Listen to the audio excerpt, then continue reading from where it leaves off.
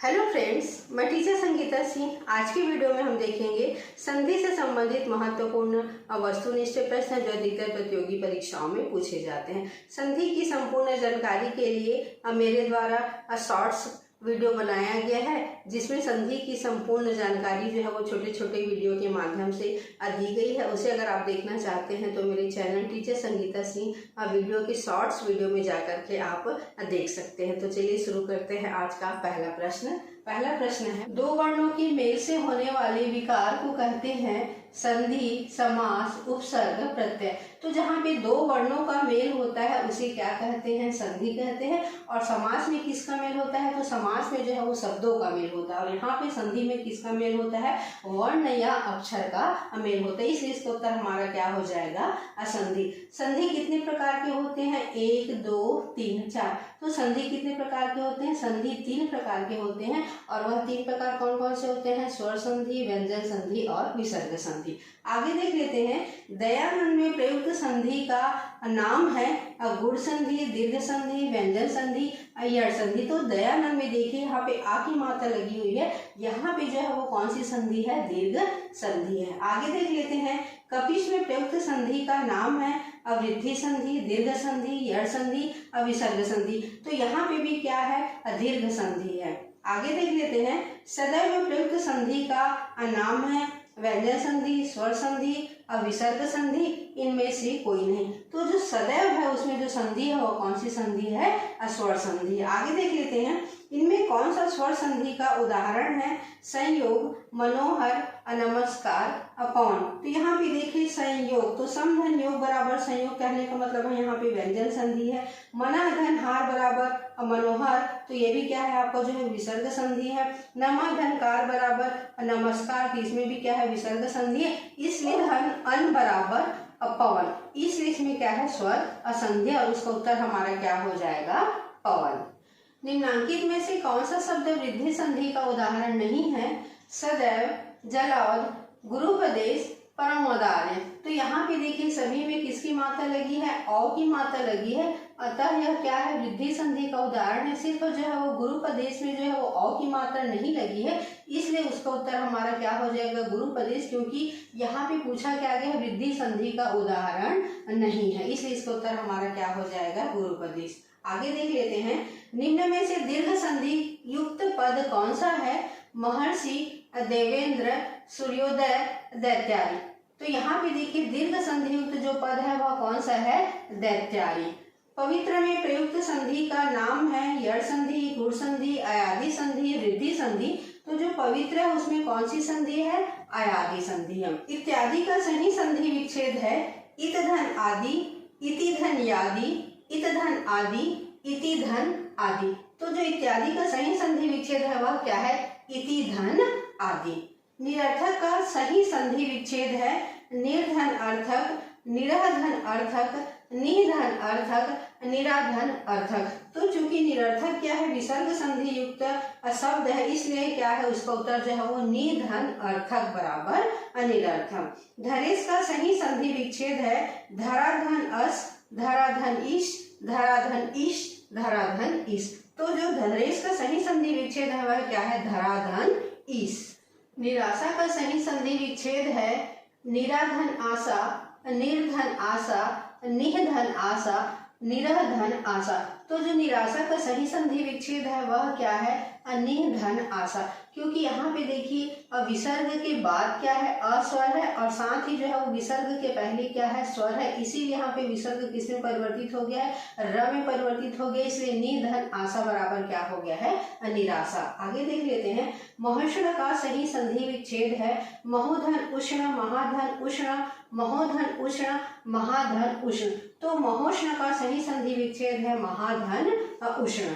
आशीर्वाद का सही संधि विच्छेद है आशीर्धनवाद, आशीर्धनवाद, आशीर्धनवाद। इनमें से कोई नहीं। तो यहाँ पे भी आशीर्वाद का जो सही संधि विच्छेद है वह क्या है? आशीर्धनवाद। यहाँ पे भी देखिए विसर्ग के बाद क्या है? अंतस्थ व्यंजन है, और विसर्ग के पहले क्या है? स्वर है। इसलिए यहाँ पे जो है विसर्ग किसमें परिवर्तित हो गया है? र में परिवर्तित हो गया। इसलिए आशीर्वाद को जो है किस रूप में लिखा जाता है? आशीर्धनवाद बराबर आशीर्वाद को ऐसे लिखा जाता है। आगे देख लेते हैं। महेश का सही संधि विच्छेद है महोधन ईस, महाधन ईस, महीधन ईस, महीधन ईस। तो महेश को जिस तरीके से लिखा जाता है किस तरीके से लिखा जाता है, महाधन ईस बराबर महेश। आगे देख लेते हैं, असनमति का सही संधि विच्छेद है असमधनमति, असनधनमति, सदधनमति, सतधनमति। तो जो सन्मति है उसको जो है सतधनमति के रूप में क्या किया जाता है, लिखा जाता है। आगे देख लेते हैं, अन्वय का सही संधि विच्छेद है अनुधन ए, अनुधन आय, अनुधन ए, अनुधन आय। तो जो अन्वय है उसको किस रूप में लिखा जाता है, अनुधन आय के रूप में लिखा जाता है। परोपकार में प्रयुक्त संधि का नाम है विसर्ग संधि, गुण संधि, वृद्धि संधि, यड़ संधि। तो परोपकार में जो संधि है वह कौन सी संधि है, गुण संधि, क्योंकि परोपकार का जब हम संधि विच्छेद करते हैं तो क्या होता है, पर धन उपकार बराबर परोपकार। निम्नांकित में से कौन सा शब्द स्वर संधि का उदाहरण है, अधोगति, उच्चारण, दिग्गज, मनवंतर। तो यहाँ पर जब हम इनका संधि विच्छेद करते हैं तो अधः धन गति मतलब यह क्या है, विसर्ग संधि है। उतधन चारण मतलब व्यंजन संधि है। दिक धन गज मतलब यह भी क्या है, व्यंजन संधि है। इसलिए इसका उत्तर हमारा क्या हो जाएगा, मनवंतर। आगे देख लेते हैं, निश्चल का सही संधि विच्छेद है निधनचल, निधनचल, निधनचल, निधनचल। तो निश्चल का जो सही संधि विच्छेद है वह क्या है, निधन चल है। इसलिए क्योंकि विसर्ग का मेल किससे हो रहा है, च से हो रहा है, और साथ ही विसर्ग के पहले क्या है, कोई स्वर है, इसलिए किसमें परिवर्तित हो जाता है, श में परिवर्तित हो जाता है, और निधन चल बराबर क्या हो जाता है, अनिश्चल। निम्नलिखित शब्दों में से किसमें विसर्ग संधि है, उज्ज्वल, निश्चल, राजेंद्र, दुर्गम। तो भी हम देखें निधनचल बराबर निश्चल। तो यहाँ पे विसर्ग संधि का जो उदाहरण है वह क्या है, अनिश्चल है। सप्तर्षि का सही संधि विच्छेद है सप्तर धन ऋषि, सप्तः धन ऋषि, सप्तधन ऋषि, इनमें से कोई नहीं। तो सप्तर्षि का जो सही संधि विच्छेद है वह क्या है, सप्तधन ऋषि। तपोवन में प्रयुक्त संधि का नाम है स्वर संधि, व्यंजन संधि, विसर्ग संधि, इनमें से कोई नहीं। तो जो तपोवन में जो संधि है वह क्या है, विसर्ग संधि है, क्योंकि तपोवन का जब हम संधि विच्छेद करते हैं तो क्या होता है, तपः धन वन बराबर तपोवन। आगे देख लेते हैं, स्वागत में प्रयुक्त संधि का नाम है व्यंजन संधि, यड़ संधि, दीर्घ संधि, वृद्धि संधि। तो जो स्वागत में संधि है वह क्या संधि है, यड़ संधि है। दिगंबर में प्रयुक्त संधि का नाम है स्वर संधि, व्यंजन संधि और विसर्ग संधि, इनमें से कोई नहीं। दिगंबर का जब हम संधि विच्छेद करते हैं तो क्या होता है, दिक धन अंबर, अर्थात कौन सी संधि है, व्यंजन असंधि है। इसलिए दिगंबर में प्रयुक्त संधि का नाम क्या है, व्यंजन असंधि। निम्नलिखित शब्दों में से किसमें स्वर संधि है, अतएव, रजनीश, तपोगुण, सदाचार। तो जिसमें स्वर संधि है वह किसमें है, रजनीश में, क्योंकि अतः धन एव बराबर क्या होता है, अतएव, तो इसमें क्या है, विसर्ग संधि है। तपः धन गुण बराबर तपोगुण, तो इसमें भी क्या है, विसर्ग संधि है। सत धन आचार बराबर सदाचार, तो इसमें क्या है, व्यंजन संधि, इसलिए इसका उत्तर क्या हो जाएगा, रजनीश। प्रत्युपकार का सही संधि विच्छेद है प्रतिधन उपकार, प्रतिधन उपकार, प्रतिधन उपकार, प्रतिधन अपकार। तो जो प्रत्युपकार का जो सही संधि विच्छेद है वह क्या है, प्रतिधन उपकार। गायक का सही संधि विच्छेद है गाधन अक, गैधन अक, गेधन यक, गैधन यक। तो जो गायक का सही संधि विच्छेद है वह क्या है, गैधन अक। अभिषेक का सही संधि विच्छेद है अभिधन शेक, अभिधन शेक, अभिधन शेक, अभिधन अशेक। तो अभिषेक का जो सही संधि विच्छेद है वह क्या है, अभिधन अशेक। अद्यपि में प्रयुक्त संधि का नाम है गुण संधि, अयादि संधि, यड़ संधि, दीर्घ संधि। तो जो अद्यपि है उसमें जो संधि का नाम है वह क्या है, यड़ संधि।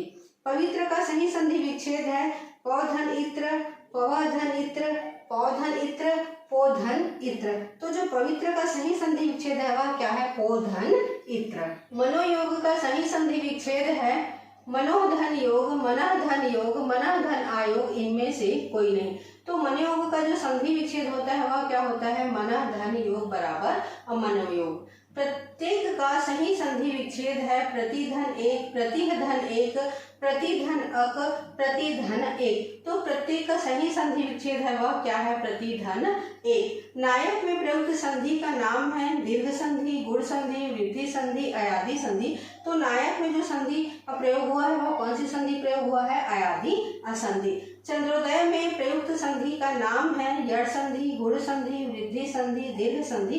तो चंद्रोदय में जो प्रयुक्त संधि है वह कौन सी संधि है? गुण संधि है। यशोदा में प्रयुक्त संधि का नाम है स्वर संधि, व्यंजन संधि, विसर्ग संधि, इनमें से कोई नहीं। तो यशोदा में जो प्रयुक्त संधि वह कौन सी संधि है? विसर्ग संधि, क्योंकि जब हम यशोदा का संधि विच्छेद करते हैं तो यश धन दा बराबर क्या होता है? यशोदा। स्वर संधि के कितने भेद हैं? 3, 4, 5, 7। तो स्वर संधि के कितने भेद होते हैं? 5 भेद होते हैं। दीर्घ संधि, गुण संधि, वृद्धि संधि, अयादि संधि, साथ ही क्या होता है? यड़ संधि होता है। व्यर्थ शब्द में किन वर्णों की संधि हुई है? ई धन अ, ई धन उ, ई धन ए, ई धन अ। तो व्यर्थ शब्द में जिन वर्णों की संधि हुई है वह क्या है? ई धन अ। घुड़ दौड़ का सही संधि विच्छेद है घुड़ धन दौड़, घोड़ धन दौड़, घोड़ा धन दौड़, इनमें से कोई नहीं। तो घुड़ दौड़ का जो सही संधि विच्छेद है वह क्या है? घोड़ा धन दौड़। तो ये था 40 महत्वपूर्ण वस्तुनिष्ठ प्रश्न संधि से संबंधित। अगर आज आप लोगों के वीडियो पसंद आया होगा तो मेरे चैनल को सब्सक्राइब कीजिए, साथ ही वीडियो को लाइक कीजिए, कमेंट कीजिए और जितना से ज़्यादा शेयर कर सकते हैं शेयर कीजिए।